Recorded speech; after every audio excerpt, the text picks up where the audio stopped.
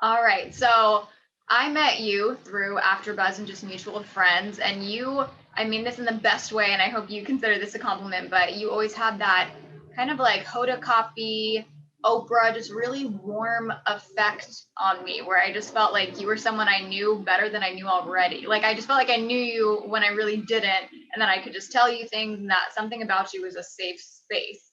Do you Aw. feel like you know that about yourself, or are you surprised to hear that?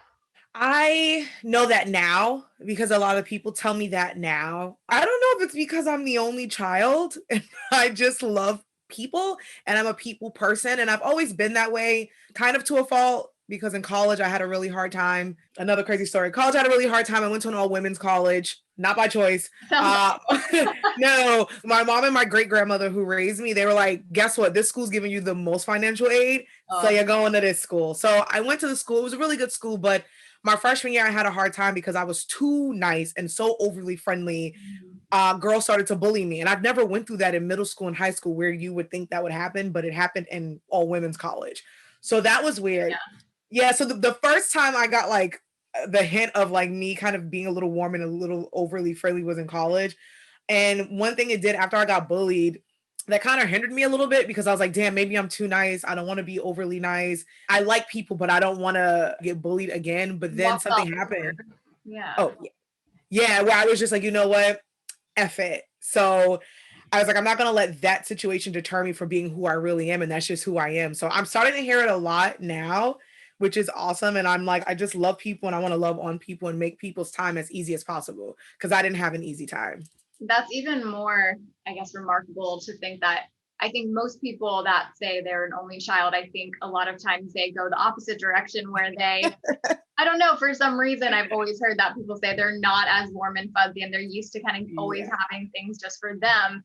And then even after your experience of being bullied, instead of letting that tarnish you, you decided to push that all away. Was that something that you had to work to get there? Or did you immediately know that like these women were just their own problem and that you didn't need to be affected by it? I had to work to get there. You know, it's funny because when I tell people I'm the only child, people are like, there's no way. And I'm like, I know, don't get it twisted. Like, I was spoiled, but I was spoiled in a way. So I was raised by my great grandmother and my mom. So I was raised by two very independent, strong, feminist women. So though I was spoiled, but they always taught me the lessons like, all this could be taken away from you, meaning we will take this away from you. Like, you have to deserve these things, you have to earn these things. So that's how I was brought up. So I got used to like sharing and being friendly. A lot of only children, we don't really get that rap because we're known to be spoiled little brats, which a lot I can be in some ways. But after my college situation, it was my freshman year. So I'm born in November, so I'm a little bit younger than what most people are when they go to school. So I was 17 in college. So that was a lot for me to go through that because I had all these friends and I was like, yeah, we all get along. This is cool. And to have half of those friends kind of bully me, I will say something that helped was the support of my friends who I'm still friends with today, the support of my community, my family. Like I didn't go through therapy, but I felt like that was the therapy that I got from my family. And I literally went home over the summer and I came back so confident. I came back super strong and I came back not mean, but I definitely came back to school like you guys will not F with me pretty much. Yeah.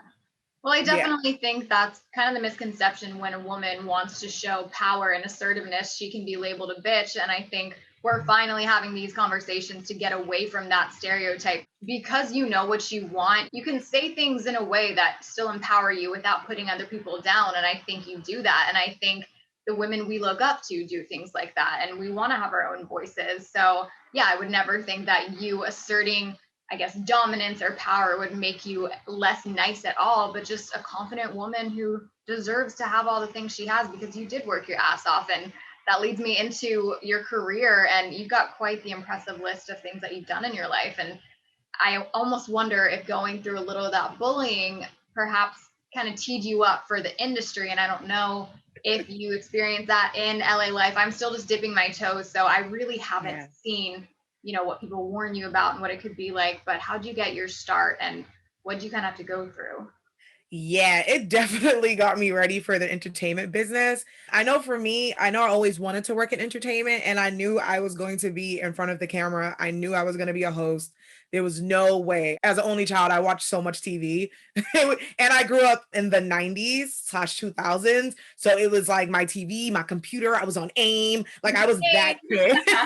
I was that kid. So I grew up in pop culture and I knew I was going to be in the entertainment business. I knew I wanted to do, I just didn't know how to get there. I needed a way to get in. So I started in production and I did not want to be a producer. I was like, ill. I just want to be on camera. That's it. Got into production. And I will say my life in college prepared me for that because something that they'll tell you in entertainment business is don't take it personal. You have to have tough skin. And that's easier said than done. And that's something that I'm still learning. And I've been in this business for like 10 plus years. So it's not like an easy thing, but I did get prepared a little bit where instances would happen. Of course, my feelings would get hurt, but I would have to go to the bathroom and woosah and be like, okay, this is just a job. You don't know these people. But then you don't want to burn bridges. You don't want to make the wrong decision. So yeah, man, LA's interesting. The entertainment career is interesting. And before I got to LA, I got to experience it in New York City, which is also a very tough crowd. But the one thing I do love about the East Coast, everyone is super honest. So at least you know up front, like someone may not like you, but they'll still work with you, but they'll just let you know, like, I don't really like you, but you're good at the job, where LA's a little bit different. Yeah. In a perfect world, we're all living in alignment and we're never feeling anxiety. But then you also hear that, some things you have to just do and get through and learn those tough lessons to get to the other side. But how do you know when it's a necessary lesson versus, okay, maybe I'm in the wrong place and inflicting more pain than I need to? Yeah, that's a good question. It's like life is a learning lesson. I feel like you really don't know until after it happens. At least for me, I go through that a lot where I'll go home and I'll debrief and I'm like, damn, I should have said this, or damn, did this really happen? Or damn, am I in the right place? At least for me, like I'm not as aware as I would love to be or I would hope to be. But I will say, after certain lessons and situations happen to me, I do take those with me to like the next situation. So if I do have like a red flag or something comes up and I'm like, this happened to me maybe 5 years ago when I was at this network, or this happened to me before in a friendship. Maybe these are different red flags that I didn't notice before that I need to pay attention to it now. Yeah. So I guess in hindsight, even if something maybe lasts longer than it should, or if we are inflicting more pain, I guess the hard work is really looking inward and trying to figure out what lesson you can take away. And maybe no time Yeah. is wasted if you can still find that lesson in it. And with this past year, I know you just said you've been in LA. I know you're from New York, but then you just went back to New York to Yeah. with your family. So working on LA time and being in New York and with COVID, and I've been hearing that it's finally getting back to normal a little bit, like the streets are starting to fill up again. But what's something that you really learned during this time and just trying to figure out who you are as a person? Man, I've learned patience because before COVID, I'm starting to become this way again. I was one of those people that I was up and about. I did everything. I didn't really rest. I'm from the East Coast, so I'm hungry. I'm a natural go getter. I'm like, the hustle never stops, which is a bad mentality, I feel like.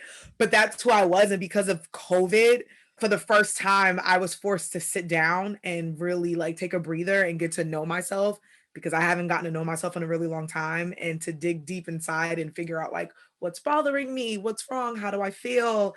I also learned to like love myself. I've gained like 30 pounds because of COVID. So something that I'm learning is like, fam, we're all surviving. You look fine. It's fine. Yeah. Everyone, it's these are things that I'm learning within myself and loving myself a little bit more and being kinder to myself. And because before I would say really mean things about myself, look in the mirror, and now I've gotten to a place where I really love myself with the weight gain, especially You like are I shaved stunning. my head. Every time I see your profile, I'm always like, this girl's beautiful. I'm not just saying that. Oh, You truly are such a love beautiful you. person. But I guess everyone feels that way, right? Like we all have Um, where we just don't feel good in our own skin for whatever reason. yeah. It's a natural thing. We all feel that way. We have certain days where we'll have really great days and then we have really bad days. And I think it's okay to have a bad day. Cause I know for me on Instagram, I post really cliche stuff all the time. Like stay positive, love the light, go to like, I know I do that. And I know it can be annoying sometimes, but I really started doing that because it was for me at first. Right. So it was like a reminder for me yo, get up, you got this, keep going. But then people started DMing me and was like, yo, thank you for posting this. You made my day. And at first I was like, oh, okay. And that's why I continue to post the positive stuff. So that's something that's been helping me, especially during quarantine, because listen, we were in the house for a year, some of us. We didn't know what the hell was happening when it comes to work. Like you mentioned, I was in LA. July will be 6 years. I came back to the East Coast. I've been here since October. I work LA time, but I'm on East Coast time. So it was just all about figuring it out, man. Like, and taking it one day at a time. Oh my God, yes. This is super cheesy, but today I was driving and I got stuck behind a really slow truck. And I'm thinking of, how do I get around him, going to switch lanes. And then for a second, I was like, maybe this is the universe saying I'm supposed to slow down for a second. Because at the same time, I don't want to admit this, but I was trying to like check my phone when I had a chance. And I can feel it in myself when I'm moving too quick. Like I feel the anxiety starting up because I know, okay, Haley, you're trying to do too many things at once. You're trying to like do this over here and listen to this over here and pause this. And it's just like, I get overstimulated and I have to listen to that voice. But when you were saying that old experiences, you've learned those lessons and you've implemented them into new jobs or new relationships, how do you think you're going to balance out this fast pace, like you grew up in New York, now finding yourself slowing down a little bit with COVID when life does pick up again? How do you think you're going to keep that mentality when people are going to try and force you back into that fast paced grind? Yeah, it's something that I've been thinking about a lot. I've made little jokes and I'm like, wow, I wonder what it's like when like outside opens, quote unquote, or when we get back to work. Because I work at home and I shaved my head. I'm in sweatpants every day. And I made a joke to my mom on the phone. I'm like, damn, it's gonna suck having to put on like regular clothes to go inside of an office. So I think it's all about keeping yourself in check, at least for me, reminding myself, making sure that I'm just one step ahead of myself. Like, because when outside opens and the fast pace continues, because I feel like it's starting to happen right now, even though we're not really outside. I feel like now it's starting to pick up a little bit. So I've just been talking to myself and I'm like, girl, one day at a time, please do not stress over anything.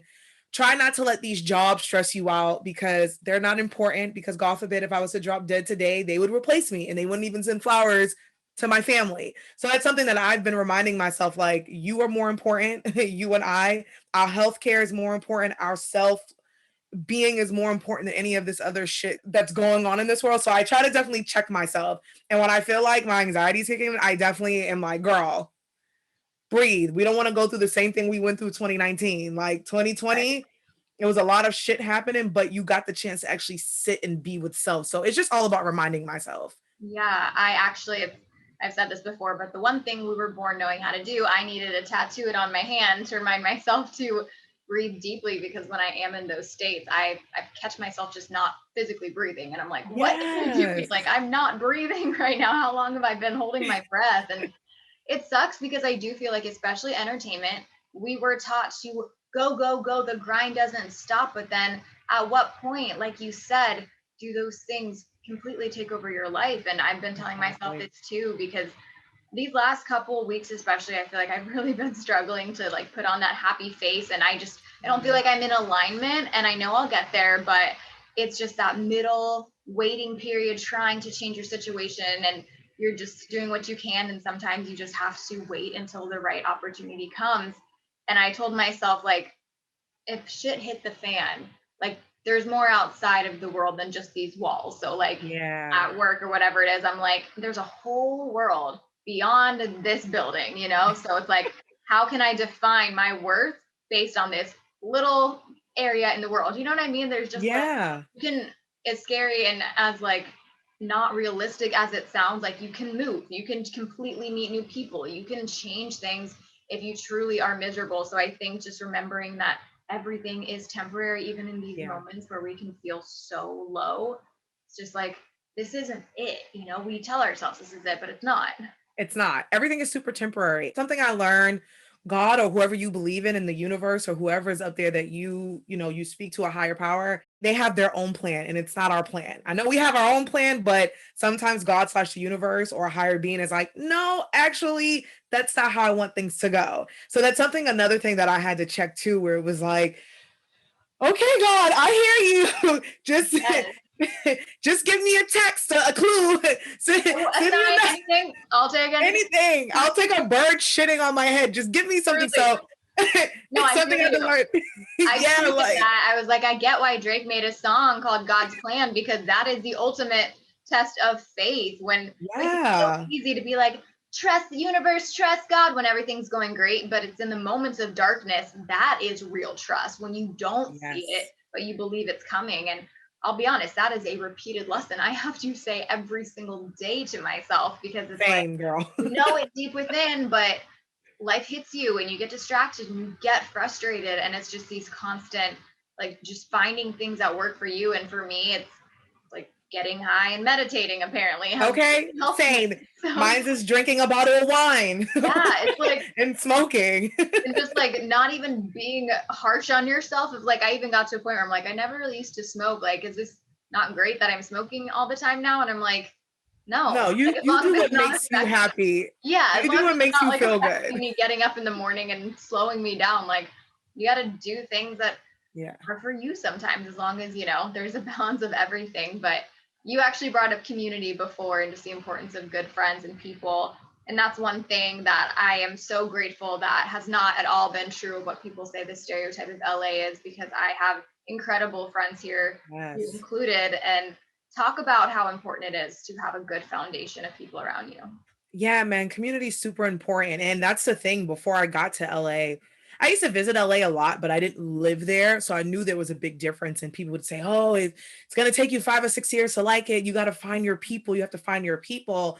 And I already had, like, my mentor was already in LA. I already had a few friends, but they were spread out. So they weren't in LA. They were like in Malibu. They were in the OC. They were super far. So it was really important for me to try to find my people, and I did exactly that. And that's something that I do love about LA, because, like I told you, the instances in college, I had my community, I had my family, I had my friends that were able to pull me up and hold me accountable for some of the things that I may have done, or some of the things that I still do. So I think community is very important. And I give it to anyone who moves to any different city, whether it's LA, New York, Texas, wherever you go, and you can find a person or those people and stay in that group, because sometimes these people become family, and a lot of people, they don't have family.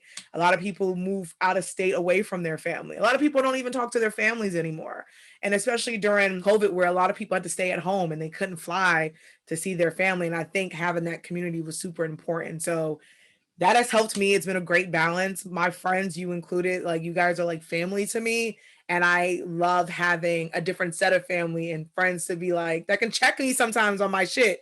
Because sometimes my family, they will, but I love having friends to be like, girl, did you do X, Y, and Z? We hold each other accountable. So I really do think community is very important. And I do know, like, if it's easier said than done. And I know it's harder for some folks to find that person or that community. So I know sometimes they have online communities if it's harder for you to find someone, or maybe at work. If you need someone, I'm here. Feel free to DM me. But I do know it's tougher for some folks to find a group than others. So With the past relationships you had where you were burned in college from doing, it's crazy that you were so nice and getting this kind of reaction from people. And I would only assume it has to be very bitter, jealous women to treat you that uh, way. But have you reconciled any of those relationships, or is it kind of like, I just don't need you in my life, I'm going to move on peacefully, you go your way, I'll go mine? yeah, it's funny because some of those people reached out to me via Facebook and, like, I guess apologized. And I was at this place where it was like, thank you for your apology, but I'm good. Yeah. I don't need you in my life. I appreciate the apology. I forgive you, because if I don't, I'll be bitter and I won't be able to move on. But you proved to me that you weren't a good person or a good friend. So there's no need for me to bring you back into my circle, even around my people or my Right. folks. So it's one of those things where a lot of people didn't. And I'm older, so this was like a long time ago. I probably will never see any of these people again. And some people, added me on Facebook. Some people I added it, but the other people who reached out, I just was like, thanks for the apology, but I'm good. We'll never be friends. And I wish you the best. I think that's how you know you've gotten to the exact place you want to be at, where you really just found your own inner peace, where it Yeah. truly does not matter what they say, where you have the perfect approach where you're like, thank you, I appreciate it. But either way, I know myself enough and I'm confident in that you're no longer going to affect me positively or negatively. And I think that's the goal. And if we could only do that with relationships with men or Girl, lovers, that would be girl, much girl. better. Whoo, man. Yeah. That's a whole That's nother. a whole nother podcast. That's a whole nother thing. But it's something else that I'm working on too. It's like, because I can get there with friends and peers and work, but it's like with men, it's setting those boundaries and, as you get older, learning from your past experiences. Because I do look back and I'm like, okay, I need to look at these past relationships and why am I still dealing with the people that I'm dealing with, or why are these men still in my life? So it's all about checking yourself, Yeah. especially when it comes to men. And I think sometimes like rejection sucks and everyone experiences rejection. But then sometimes I'm like, am I just so conceited that I can't accept this person doesn't like me? Like, why am I trying to convince someone to like me? It's just, I don't know. Maybe it's just this weird human thing we do, but I definitely think that's just another part of growth as a person. And you got to find ways to complete yourself before I think you can add that person. And I only think that person can come into your life and work when you are already a complete and whole person. Yeah. If you're ever needing someone to fulfill you, then that's just such already a toxic start, because what kind of relationship is that if you have to depend on someone for happiness or fulfillment of any kind. I truly agree. And something my grandmother used to always tell me is rejection is protection. Rejection is God's protection. Rejection is your protection. And listen, I hate rejection. I hate it. I hate it. And it's something that I had to learn to wake up and be like, it's okay, Nakia, you'll be fine. It was a hard lesson for me. Yeah. It hurts. And that's something that I went through during quarantine where, when you're at home, you're in your thoughts and you're thinking about a lot of things. It's a learning process and healing happens every day. So it's something that I had to be like, it's okay, girl, rejection, you'll get over it. Whether it's with a man, work, friendship, you have to learn. And trust me, it's easier said than done. It's an everyday process. So, but I'm the same way, Haley, where I'm like, damn, am I like conceding where I feel like you should like me and then I need to cut you off first? Like with just one more text and then they'll get it. Then they'll like me. Yeah, I'm like, just hear my last thoughts. Right. Here's what I need to say. And then I'll cut you off. Anything. Right. So a lot of times when, I'd say objectively speaking, you do seem like a happy, confident person. But like we said, we have these days where we wake up and we're not happy. And a lot of times for me personally, I do know why I'm not happy, but there are times where I don't. Do you have those moments where you're like, why am I just not vibing? Why is just something off that I can't place? But how do you work through those feelings when you just don't exactly know the source of the sadness? Yeah, that actually happened to me recently. I just couldn't put my finger on it. So for me, I am naturally a happy person. It's super weird. People think it's weird. I think it's weird. I hate it sometimes, but I also suffer from depression. I've had since I've been a kid. And something that helped me, and it's an everyday thing. It's like depression just doesn't go away. But my great grandmother, she was really great when she raised me. I had a journal and a diary, and I used to write like a lot of dark stuff in it. But my great grandmother would do this thing where like she would go in my room, read my diary, and have me sit down. And I would be so pissed, like, Grandma, how dare you? And she's like, yeah, how dare me? We're gonna read everything that you wrote that was dark, and we're gonna talk about your feelings. Aww. And I thank God she passed away 2017, but this lady was truly like a lifesaver for me. Chills, yeah. Yeah, she used to be like, we're gonna talk about it. Like, why do you feel this way? Why are you upset? Why are you? She's like, your feelings are valid, but talk to me. So that's something that definitely helped me. And it's something that I took with me as I got older. And of course, I still suffer from depression, but it's one of those things where I can work through it. And I know a lot of people can't. And those are the people that I'm really like, damn, like I'm the person where I wish I can fix everything for everyone. Well, I don't like to see my friends or family or loved ones going through something. So I'm like, God, I wish I could fix it for them. So it's funny that you asked that because recently someone asked me, they're like, how are you doing? I'm like, what's weird? I'm like, I'm really happy, but I'm like sad and I don't know why. So something that I did, I recognized it. I felt that it was coming. I felt a sad streak coming. So I got up, got out of my bed because, sometimes when you're depressed, you want to stay in bed all day. I went for a walk. I was in my thoughts. I talked to God that day. I was like, yo, God, I trust you. You're taking the wheel. I will literally let you lead. I don't know what's happening or why I even feel these things. I was like, universe. I have like, it's so funny. The apps on my phone, I have like the Bible, but then I have like CoStar. So I'm like, God, universe. Yeah. Like the Avengers. Work together. Figure something out. Work together. I'm like, what's happening up there? So it's one of those things when I start to recognize it, I'll try to get up and just try to, like, I'll go for a walk. I'll talk to myself. And if I can't go for a walk, I just sit up in my room and I'm like, all right, what's happening? Why do I feel this way? Let's try to get into a routine where I'm not stuck in bed all day, sad. and I don't know why I'm sad, but I feel this way. And then the next day I started to feel a little better. So it's for me, it's just checking myself and checking in, I guess you can say, and talking to myself and being like, girl, what's wrong? Are we good today? Yeah. I had this thought last night that was just thinking, like, would my high best moments in my life be as high as they are if I was always happy? And I had to Yeah. think that no, they wouldn't be as grand, because that would just be, oh, whatever, it would just like, it'd be diminishing returns. It just wouldn't be the same. So it's like maybe our sad moments are just elevating our happy moments to be the best they can be. Does that make sense? No, Like, it does make have sense to because feel it. no, it makes sense because some people are like, you're so happy. I'm like, I am, but fam, you don't see me like, you'll see me for like 10 hours online, but like that other hour, and I don't know if it's because like I'm a Sag and Sagittarius is we're very prideful. So we don't like to really show our feelings. So Yeah. it's one of those things where people will be like, are you good? And I'm like, yeah, I'm fine. And Sagittarius will just go in their room and cry. Well, it's easier to say you're good, right? Than be like, actually, today was shitty. It's easier Yeah, to move I'm it. like, I'm good, but how are you? I'd rather hear how you're doing because I know how to work through my shit. You know what I'm saying? But I do think the sad moments, it's a balance. I do think like if I'm super happy, I will have a sad wave and I'm like, I don't know what this is for, but I feel like it is a balance. It's like check and balance is like, you're normal, you're a human. Everyone's not fucking happy 24/7. It's okay. Yeah. I take it you're an empath. Am I right on that? Yeah, I am. It makes it even harder because you've got your own shit and now you're trying to fix everyone else's. Girl, I take on the whole damn world. And that's something I had to learn as well. A lesson for me during this quarantine was you can't take on everyone's shit. And I was that person, whether it's family, friends, boyfriends. I'm that person that's like, tell me, I'll take it on for you. So something I feel like the universe was telling me was, no, you will no longer do that anymore, Nakia. You need to figure out your shit and take on your own stuff, and your friends will be okay. You Yeah. can't fix it. So Well, that's and something I that hope your real friends want you to exactly. have that inner peace, Like I've been Yeah.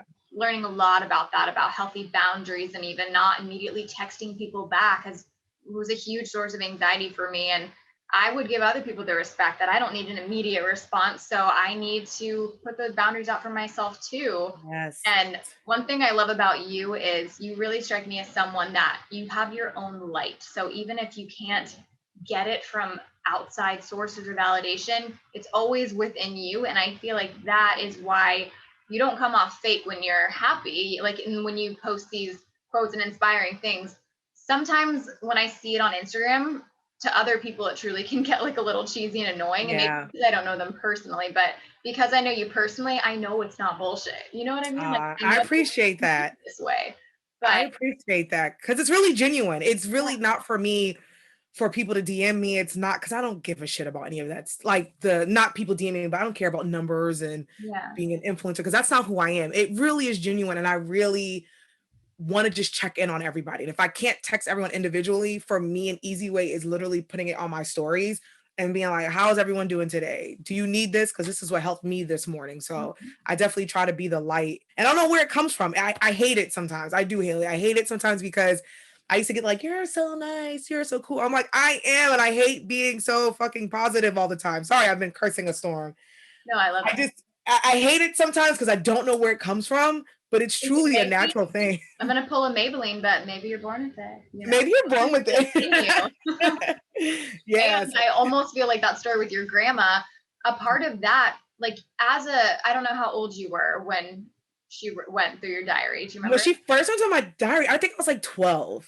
So to know at 12 years old that it's okay to feel those things and like to talk about them even more than that, I think is huge. So that was probably engraved in you at a young age that it's okay to talk about stuff. And it probably even helps you to post those positive messages because you're writing them, you're thinking them, you're feeling them. So then you just send that love. And I feel like that's just innate. That is who you are now. Yeah, it really is. I shout out to my grandma. It's funny because her birthday is tomorrow.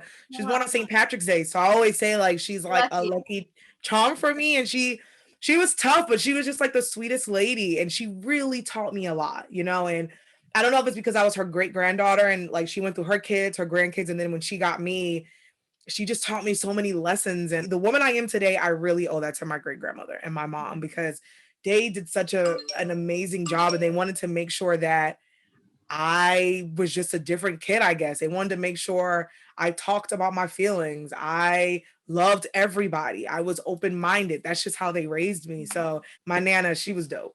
I think the world would be a much better place if we all took that mentality, truly. Yeah, I truly agree. I truly, truly agree. Well, I love you. Thank you again. I know it's Ah, later in New York for you than it is here in LA. So thank you for taking the time.